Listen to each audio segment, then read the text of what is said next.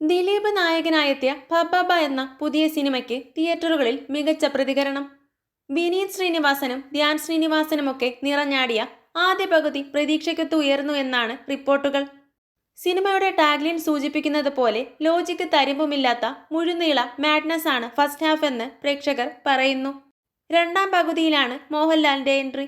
ദിലീപിന്റെ പെർഫോമൻസും മികച്ചതാണെന്നാണ് പ്രേക്ഷക പ്രതികരണം. ഇന്റർവെൽ ഫൈറ്റും പ്രേക്ഷകരെ ആവേശത്തിലാക്കിയിട്ടുണ്ട്. ആരാധകർക്ക് വേണ്ടിയുള്ള ഫാൻസ് ഷോ രാവിലെ 8 മണിക്ക് ആരംഭിച്ചിരുന്നു. തിയേറ്ററുകളിൽ ദിലീപ് ആരാധകരുടെ ആഘോഷ പ്രകടനങ്ങളും നടക്കുകയാണ്. ചിത്രം റിലീസിന് മുൻപ് തന്നെ റെക്കോർഡ് ടിക്കറ്റ് വിൽപ്പന നടത്തിയിരുന്നു. മണിക്കൂറിൽ 10,000-ന് മുകളിൽ ടിക്കറ്റുകളാണ് ബുക്ക് മൈ ഷോ പ്ലാറ്റ്ഫോമിലൂടെ വിറ്റുപോയത്. ഏകദേശം 1 കോടിക്ക് മുകളിലാണ് ആദ്യ ദിനം മാത്രം പ്രീസെയിൽസ് ബിസിനസ്സിലൂടെ ചിത്രം നേടിയത്.